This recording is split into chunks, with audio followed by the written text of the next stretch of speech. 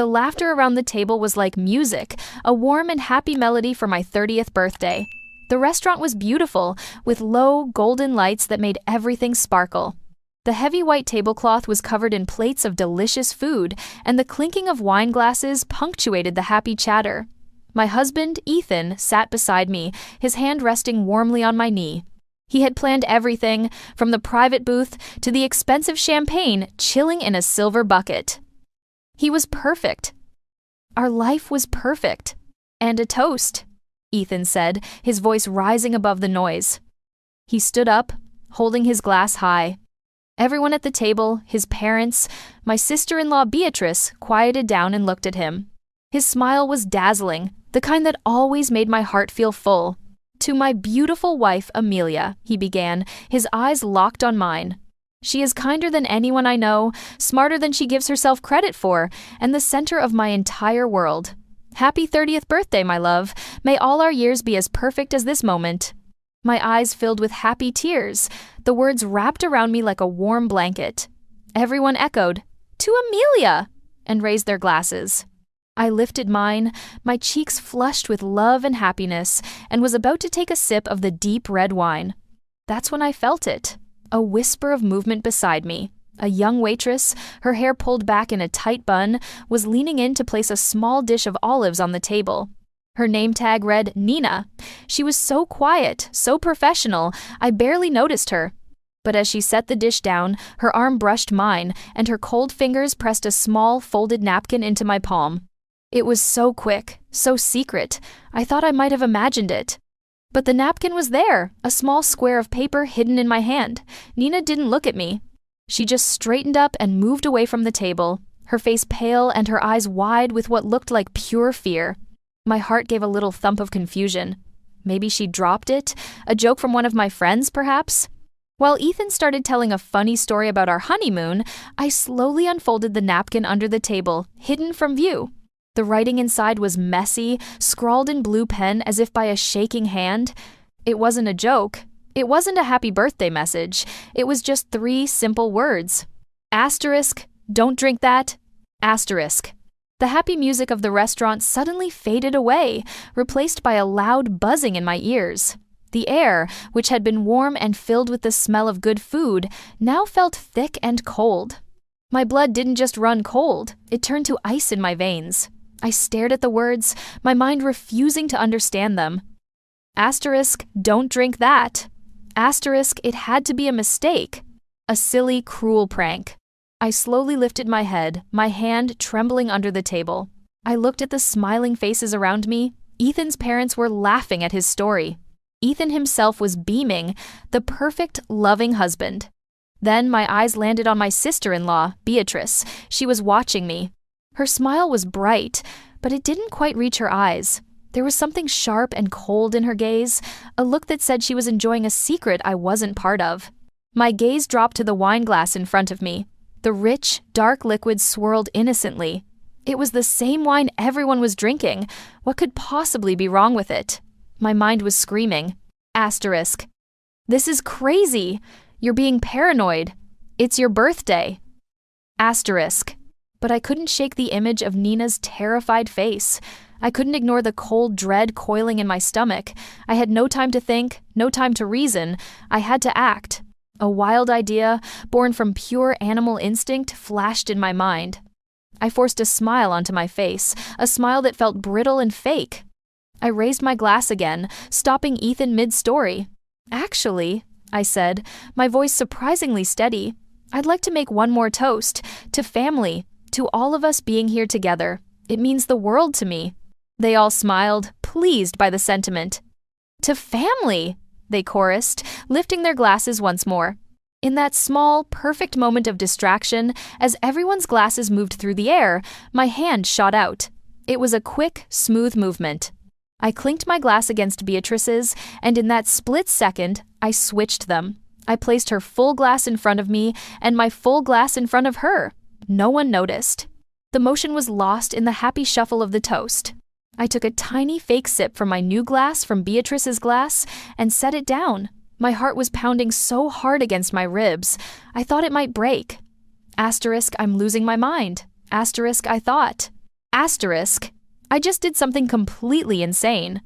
Asterisk, for the next 3 minutes, time seemed to slow down. I watched Beatrice, my breath caught in my chest. She took a long, deep drink from her glass, my old glass. She laughed at something her father said. She dabbed her lips with her napkin. Everything was normal. I felt a wave of foolishness wash over me. I had overreacted. I had let a silly note turn me into a paranoid mess. Beatrice was in the middle of telling a story about her new promotion at work. And then my boss said to me, she started, her voice full of pride. Then she stopped. Her smile faltered. Her eyes went wide, then glazed over, losing focus. Her hand, the one holding her wine glass, went slack. The glass tipped, spilling red wine like blood across the white tablecloth. Before anyone could react, her eyes rolled back into her head, and she collapsed forward, her body hitting the table with a sickening, final thud. The laughter died instantly. The music of the restaurant was swallowed by a terrible, shocked silence. Then, a single piercing scream cut through the air. It might have been mine. That morning, everything had been perfect. I woke up not to the sound of my alarm, but to the smell of fresh coffee and pancakes. Sunlight was streaming through our bedroom window, and Ethan was standing there with a breakfast tray, a single red rose in a small vase beside the plates. He leaned down and kissed me, his smile as warm as the morning sundae. "Happy birthday, my love," he whispered. The big 3-0. I'm the luckiest man in the world. I felt like the luckiest woman. We ate breakfast in bed, laughing as I got syrup on the white duvet. He told me he had a few surprises for me. The first was a small, elegantly wrapped box. Inside was a diamond necklace, so delicate and beautiful it took my breath away. It must have cost a fortune. "Ethan, it's too much," I said, my voice thick with emotion. "Nothing is too much for you," he replied, fastening it around my neck. "And there's more." He handed me a much larger box. It was a designer handbag I had pointed out in a magazine months ago, never dreaming I would actually own it. He had remembered. He always remembered the little things. The day felt like a dream. He told me to relax, to do whatever I wanted, while he finalized the plans for my birthday dinner. "I've booked the best table at times, the Grandview Asterisk," he'd said proudly. "Only the best for my wife." But even in the middle of all that perfection, there was a tiny, nagging feeling I couldn't shake. It started around noon. I was scrolling on my phone when a notification from our joint bank account popped up. A large withdrawal, one I didn't recognize. I felt a small, cold prickle of annoyance. We had agreed to talk about any spending over a certain amount. I found Ethan in his home office, on the phone. When he hung up, I approached him carefully. "Hey, honey, I saw a large transfer from our account this morning. I was just wondering what it was for." He didn't even look up from his computer. He just waved a hand dismissively. "Don't you worry your pretty little head about that, Amelia. It's just some business stuff. Let me handle the boring things. You just focus on having a wonderful birthday." His tone was light and loving, but his words made me feel small. It wasn't the first time he'd done that, brushed off my concerns about our finances as if I were a child who couldn't understand. I wanted to press him, to remind him that it was my money too, but I let it go.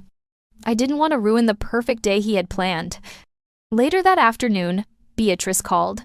Her voice was like honey, but I always felt a little sting underneath. "Happy birthday, Amelia," she said. "I hear my brother is spoiling you rotten. You must be so excited for the fancy dinner he's throwing you." "I am," I said, trying to sound genuinely cheerful. "It's so thoughtful of him." "Well, he's always been generous," she replied, with a little laugh that didn't sound entirely happy. "You're a lucky girl. Anyway, I just wanted to call before the chaos tonight. I'll see you there." The conversation left a sour taste in my mouth. It was always like this with Beatrice. Her compliments felt like accusations, her kindness like a performance. She made me feel like an outsider who had gotten lucky, not like a real member of the family.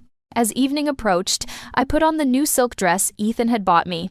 I fastened the diamond necklace around my neck and stood in front of the full-length mirror. I saw the image of a happy, loved woman. My husband was handsome and successful. We had a beautiful home. Tonight, we were celebrating me. Everything looked perfect. So why did I feel a strange, heavy feeling in the pit of my stomach? It was like a shadow I couldn't name, a storm cloud on a perfectly sunny day. Ethan came up behind me, wrapping his arms around my waist. He rested his chin on my shoulder, looking at our reflection in the mirror. "You look like $1,000,000, he murmured, kissing my neck. "Are you ready?" "I think so," I said, my voice barely a whisper. "I just feel a little off." He squeezed me gently. "Just birthday jitters, my love. A new decade. It's a big deal. But I promise you, tonight is going to be a night you'll never, ever forget." He was right about that. As we walked out the door, his arms securely around me, I tried to push the feeling away. I told myself I was being ungrateful, that I was letting my anxieties get the best of me. I smiled, I laughed, and I let him lead me to the car, towards the restaurant, where our perfect life was about to shatter into 1,000,000 pieces. For a second that stretched into forever, the world was frozen. Beatrice was a still shape slumped over the table, a splash of red wine blooming on the white cloth beside her head. The only sound was the faint, tinny music still playing from the restaurant's speakers. Then the spell broke. Ethan's mother let out a strangled cry, and the whole room exploded into chaos. People at other tables were standing up, their faces a mixture of shock and morbid curiosity. Waiters rushed over, their professional smiles gone, replaced with panic. The restaurant manager, a tall man in a crisp suit, pushed his way through the crowd, his voice loud and urgent. "What happened here? Someone call 911.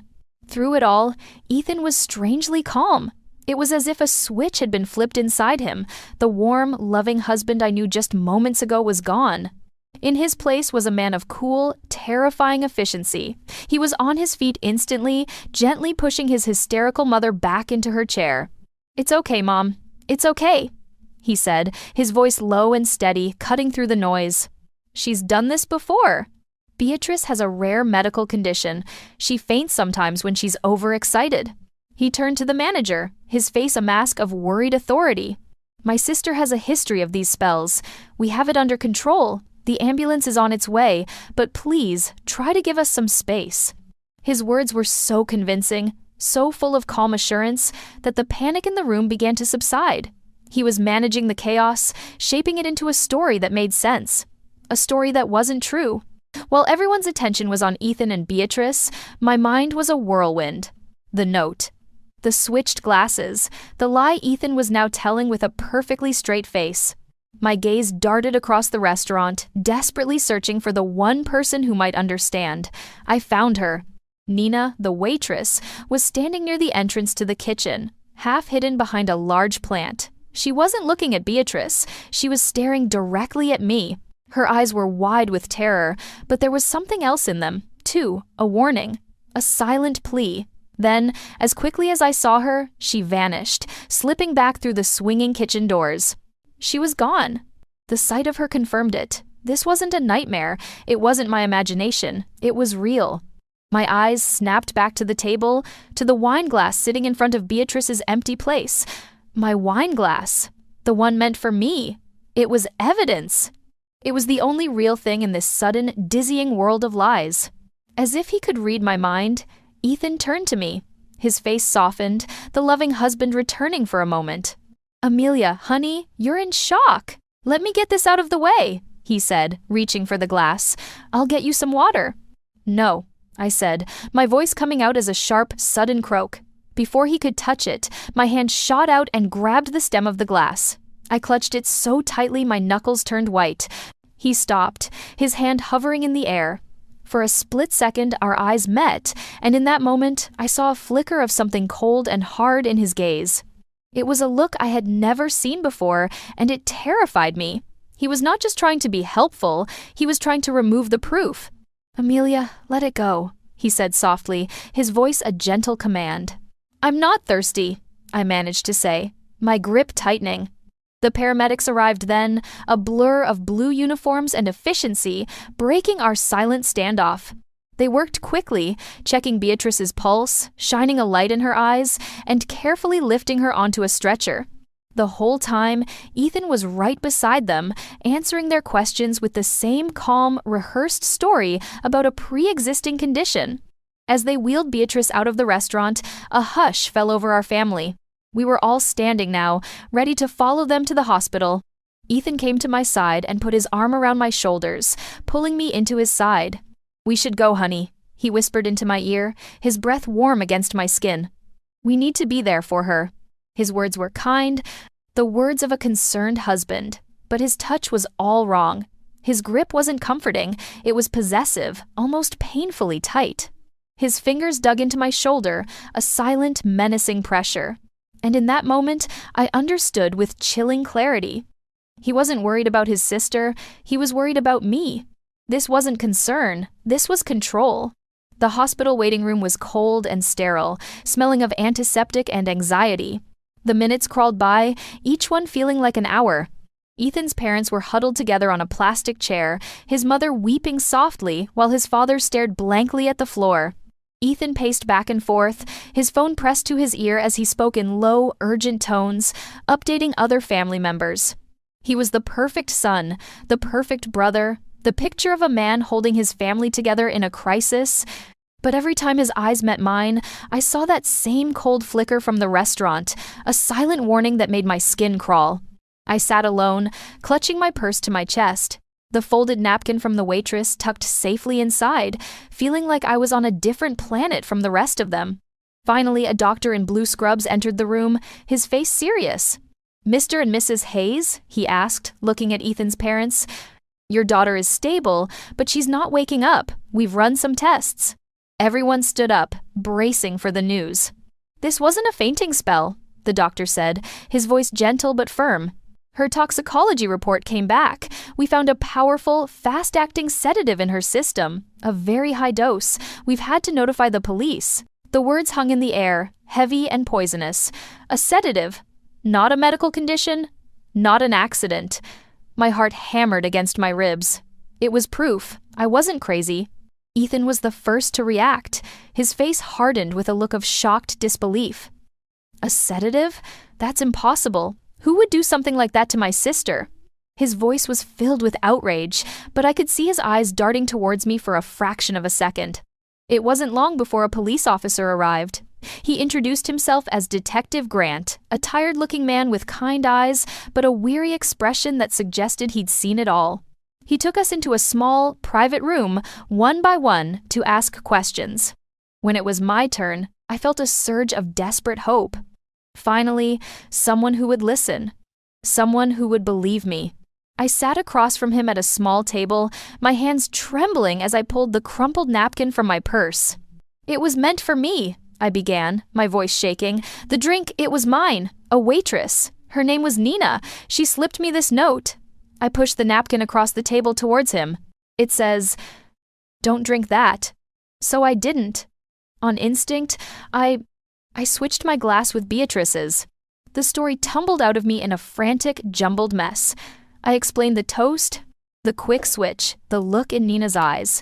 I tried to make him understand the terror and confusion of that moment. Detective Grant listened patiently, his expression unreadable. He picked up the napkin and examined the 3 messy words. "A waitress gave this to you?" "Yes." "She disappeared right after it happened." "You have to find her." "She saw everything." He made a note in his small notebook. "And why do you think someone would want to drug you, Mrs. Hayes?" The question stopped me cold. Why? I had no idea. Our life was perfect. I don't know, I stammered. Just then, the door opened, and Ethan stepped inside. "Detective, I'm so sorry to interrupt," he said, his voice smooth and apologetic. "But my wife, she's not herself. This whole ordeal has been a terrible shock." He walked over and placed a comforting hand on my shoulder, but it felt like the weight of a stone. He gave me a look of deep, loving concern that was meant for the detective, not for me. "Amelia has been under a lot of stress lately," Ethan continued, his voice dripping with sympathy. "She has a very active imagination. She sometimes gets ideas in her head that feel very real to her." He looked at me, a sad, gentle smile on his face. "Honey, you're exhausted. Maybe you misread the situation. It was a chaotic moment." I stared at him, my mouth agape. He was doing it. He was painting me as a liar, as an unstable, hysterical woman. He made my terrifying story sound like the fantasy of a troubled mind. "No," I said, looking back at the detective. "He's wrong. It happened exactly as I said." But the damage was done. I could see the shift in Detective Grant's eyes. The flicker of professional interest was replaced with a polite, dismissive skepticism. My proof was a crumpled napkin with no name, no date, and no context. My only witness was a waitress who had vanished. And the person who should have been my strongest supporter was calmly and masterfully dismantling my credibility piece by piece. He was turning me into the suspect, the jealous sister-in-law, the unstable wife. I left that room feeling a cold, suffocating terror. I was utterly alone, trapped in a story where the truth sounded like a lie and the liar sounded like the only sane person in the room. The next 24 hours were a waking nightmare. Beatrice was moved from the emergency room to a private one where she lay unconscious, machines beeping softly beside her bed. The family kept a silent, mournful vigil. Every time I tried to speak, to insist that we were all missing the point, Ethan would give me a gentle, warning look, or his mother would start crying again. My words were treated as the ramblings of someone in shock, inconvenient and unhelpful. The police had taken my statement, but it was clear they weren't taking it seriously. Detective Grant had called once to say they were looking into it, but his tone was flat, the professional courtesy of an officer closing a file on a bizarre but unsolvable family drama. The official theory, whispered between Ethan and his parents, was that Beatrice must have taken something herself, perhaps an accidental overdose of a sleeping pill. It was a neat, tragic story that required no villain, except for me, the hysterical wife who was making things worse. I felt like I was screaming in a soundproof room. The truth was right there, but no one could hear me. I knew then that if I was going to find any answers, I would have to find them myself. My only hope was Nina. The following morning, I told Ethan I was going out to get some air. He watched me leave with an unreadable expression, his eyes shadowed with what looked like disappointment, but I knew was something far more sinister. I drove straight to Times, the Grandview asterisk, my heart pounding with a mixture of hope and fear. The restaurant was quiet, preparing for the lunchtime rush. I found the same manager from the night of the incident, polishing glasses behind the bar. "Excuse me," I said, my voice barely a whisper. "I was here 2 nights ago, for my birthday. There was an incident." His face tightened. "Yes, ma'am. I remember. A terrible business. Is your sister-in-law all right?" "She's stable," I lied, not wanting to get into the details. "I'm trying to find one of your waitresses. Her name is Nina. It's very important that I speak with her." The manager sighed, setting a glass down. "You and the police both," he said. "She didn't show up for her shift yesterday. Called in the morning and quit, just like that. Said she had a family emergency and had to leave town. Didn't even wait to pick up her last paycheck." He shook his head. "I gave the detective her employee file, but the address was an old one and the phone number is disconnected. She's gone." The words hit me like a physical blow. A dead end. Nina had run. It was the most damning confirmation of my story, but it was also the one thing that made me look even more obsessed and unhinged. Who would believe me now? The mysterious, disappearing waitress sounded like a character I had invented. I drove home in a daze, the walls of my perfect life closing in on me. I felt trapped, hunted. What had Nina seen that had made her so terrified she'd leave her job and disappear? What was Ethan hiding? The memory of him dismissing my financial concerns on my birthday resurfaced, a small, nagging splinter in my mind. Asterisk, don't you worry your pretty little head about that? Asterisk, that night, after Ethan had fallen asleep, I crept out of bed and went to his office. My hands were shaking so hard I could barely type in the password to his laptop our anniversary, a date that now felt like a mockery. I didn't know what I was looking for. Bank statements, emails, anything that didn't fit the perfect picture he presented to the world. For hours, I found nothing. Just business spreadsheets, emails to clients, and family photos. I was about to give up, to crawl back into bed and accept that I was losing my mind, when I saw it. A folder on his desktop titled simply Admin. It seemed innocuous, boring, but on a gut feeling, I clicked it open. Inside were dozens of password-protected documents. I tried every password I could think of, our birthdays, our pet's name, our wedding date. Nothing worked. Then I remembered a conversation from years ago about the name of his first dog, a silly, clumsy golden retriever he'd loved as a child. Samson, I typed it in. The first file opened. It was a bank statement from an account I had never seen before, an account in his name only. And it was almost empty. I opened another and another. It was a horrifying trail of debt, of failed investments, and massive loans I knew nothing about. We weren't comfortable. We were on the brink of financial ruin. My blood ran cold. My hands trembled as I clicked on the last file in the folder. It wasn't a bank statement. It was a life insurance policy. It had been taken out 3 months ago. The policy was for $2 million, and the sole beneficiary, in the event of my accidental death, was him. The insurance document glowed on the laptop screen, a digital serpent coiled in the darkness of the office. $2 million. The words seemed to pulse with a life of their own, each zero a cold, dead eye staring back at me. Accidental death. The phrase echoed the story he had been so ready to tell the paramedics and police. It wasn't just a policy, it was a script for a tragedy in which I was the star and he was the grieving, wealthy widower. I printed the document, my hands moving with a numb, mechanical precision. The quiet hum of the printer was the only sound in the house, a machine spitting out the ugly truth, 1 page at a time. I sat in the dark for what felt like hours, the papers clutched in my hand, the pieces of the puzzle clicking into place with horrifying speed. The debt. The secrecy, the way he brushed off my questions about money, the perfectly planned birthday dinner, the wine meant only for me. It was all there, a meticulously crafted plan that had been derailed by a terrified waitress and a split-second instinctual decision. I didn't wait until morning. I couldn't. I walked back into our bedroom, the printed pages feeling as heavy as a tombstone in my hand. I flicked on the lamp beside our bed. Ethan stirred, blinking in the sudden, harsh light. "Amelia? What's wrong? What time is it?" he mumbled, his voice thick with sleep. I didn't say a word. I just threw the papers onto the bed in front of him. They scattered across the white duvet, a mess of black ink and betrayal. He sat up, his confusion turning to irritation as he picked up the top page. He stared at the insurance policy, his face a blank mask. For a moment, he said nothing, the silence in the room stretching until it was thin and sharp enough to cut. He finally looked up at me, and his first move was the one I expected, the charming, concerned husband. He swung his legs out of bed and reached for me, his expression softening into one of worried pity. "Honey, what is this? Were you snooping on my computer? I know you're not thinking clearly right now, but this is—" "Don't," I said, my voice low and shaking with a rage I didn't know I possessed. "Don't you dare try to tell me I'm imagining this. Don't you dare pretend you don't know what it is." He sighed, running a hand through his hair in a gesture of pure exasperation. It was a performance, and I was no longer the audience, I was the critic.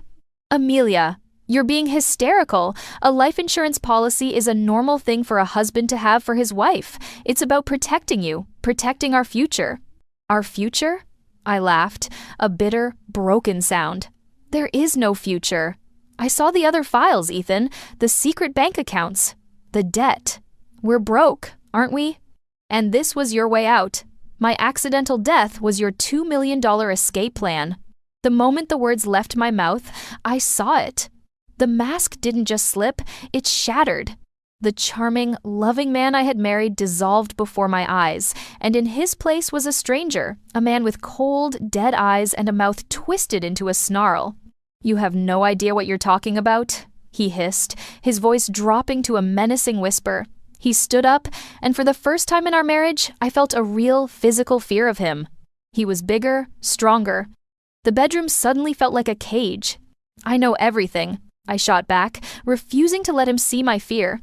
"You know nothing," he spat, taking a step towards me. "You think you're so smart, going behind my back, digging through my things? You betrayed my trust, Amelia." The hypocrisy of his words was so staggering it almost made me dizzy. "You tried to kill me!" I screamed, the words tearing from my throat. He lunged forward and grabbed my arm, his fingers digging into my skin like claws. The pain was sharp and sudden. His face was inches from mine, his expression contorted with a terrifying rage. "You listen to me," he growled, his voice a low, dangerous rumble. "You will keep your mouth shut. If you go to the police with this pathetic story, I will make sure everyone in the world believes you are insane. I will tell them how you've been paranoid, unstable. How you were so jealous of my sister that you put something in her drink. Who do you think they'll believe? Me, the devoted husband, or you, the crazy, hysterical wife? You have no idea what you are messing with." He shoved me away from him. I stumbled backward, hitting the wall with a thud. He stood there, breathing heavily, his chest rising and falling. The man I loved was gone. This creature, this monster, was my husband. He turned and left the room, slamming the door behind him. I slid down the wall and collapsed onto the floor, pulling my knees to my chest, my body shaking with sobs of terror and grief. I was trapped. He was right. No one would believe me. I was completely and utterly alone. Just as I let despair wash over me, a buzzing sound vibrated against the floor. My phone. I had dropped it when he grabbed me. With a trembling hand, I reached for it. The screen was lit up with a new message from an unknown number. My breath caught in my throat as I read the words. "I know you're in danger. I saw him. We need to talk. Nina." Hope is a strange and powerful thing. Just when I thought I was drowning in the dark, Nina's text message was a single, desperate gasp of air. I replied immediately, my fingers fumbling on the screen. Asterisk, where, when? Asterisk, we agreed to meet the next day at the city's botanical gardens, a place full of open spaces and wandering crowds, where we wouldn't be easily cornered. I spent the rest of the night locked in the guest room, a chair wedged under the doorknob, listening to every creak and groan of the house, terrified Ethan would try to come in. He didn't. He was playing the part of the wronged husband, giving his unstable wife her space. The next day, I found Nina sitting on a secluded bench near the rose garden. She looked smaller and younger than I remembered, her face pale and her eyes darting nervously at every person who walked by. She flinched when I sat down next to her. "Thank you for contacting me," I said, my voice quiet. I was so scared. "I thought you were gone for good. I had to run," she whispered, twisting her hands in her lap. I was terrified he'd come after me. Her story came out in a rush. A torrent of fear and guilt. She explained that her family had owned a small catering business, one that Ethan's company had partnered with on a large project years ago. He had pulled out at the last minute, leaving them with all the debt and driving them into bankruptcy. It had destroyed her father. She had never forgotten Ethan's face. When she saw him walk into the restaurant, she felt a chill. She said she took the job there just to try and make ends meet, never expecting to see him again. "On the night of your dinner," she continued, her voice trembling, "I was taking a break in the back alley. His car was parked there. He was on the phone. He didn't see me. He was angry, talking about how he was in over his head, but it would all be over soon. He said, 'Once she has her birthday drink, all my problems will be solved.'" Nina's eyes filled with tears. Then, just before he came back inside, I saw him. He leaned into the car, crushed a little white pill into a powder, and poured it into a glass of wine he was carrying. "Your glass of wine." My blood turned to ice. Hearing it confirmed, spoken aloud, was 100 times worse than just suspecting it. "I didn't know what to do," she cried. "I couldn't just stand by." But I was so scared, so I wrote the note, and when I saw his sister collapse, I knew I had to get away. But then I couldn't stop thinking about you, left alone with him. I knew you were in danger. She reached into her purse and pulled out her phone. I was so scared. I started recording when I heard his voice. I got the last part of the call. She played it for me. The audio was slightly muffled by the wind, but Ethan's voice was clear, cold, and unmistakable. Asterisk, it's the only way out. Once she has her birthday drink, all my problems will be solved. It'll look like a tragic accident. No one will ever know. Asterisk, it was the proof I needed. It was everything. Armed with the recording, I went directly to Detective Grant. I didn't call first. I walked into the police station and refused to leave until he saw me. In a small, sterile interview room, I played him the recording. I watched his weary, skeptical expression slowly transform into one of shock and then grim determination. For the first time, he saw me not as a hysterical wife, but as a victim and a survivor. We formed a plan. It was simple, but it had to be perfect. That evening, I called Ethan. I cried, I apologized. I told him he was right, that I had been hysterical and paranoid, and that the shock of what happened to Beatrice had made me crazy. I begged him to forgive me. He fell for it completely, his voice softening, becoming the kind, loving husband once more, telling me he understood and that we would get through this together. I invited his parents over for dinner the next night, suggesting we needed to come together as a family to figure out how to best support Beatrice. The following evening, our dining room was a stage set for the final act. Ethan's parents sat at the table, their faces etched with worry. Ethan was at his most charming, pouring wine, playing the role of the steady hand guiding his family through a storm. He topped up my glass, a gesture of reconciliation. The police were listening, a small team in a van parked down the street, waiting for my signal. I let the conversation flow for a few minutes, the small talk feeling heavy and fake. Then, I stood up, raising my glass. My hand was perfectly steady. "I'd like to make a toast," I said, my voice clear and strong. Ethan smiled, raising his own glass. "To what, my love?" "A toast to the truth," I said, looking directly into his eyes. His smile faltered. Before he could react, I took out my phone, connected it to the small Bluetooth speaker on the sideboard, and pressed play. His own cold voice filled the silent room. Asterisk, all my problems will be solved. It'll look like a tragic accident. No one will ever know. Asterisk. The color drained from Ethan's face. His parents stared at him, their mouths open in horror and disbelief. The mask was gone for good, leaving only the monster underneath, exposed in the warm light of our dining room. The room was utterly silent, the only sound being the echo of his own damning words. In that perfect, terrible silence, the front door burst open.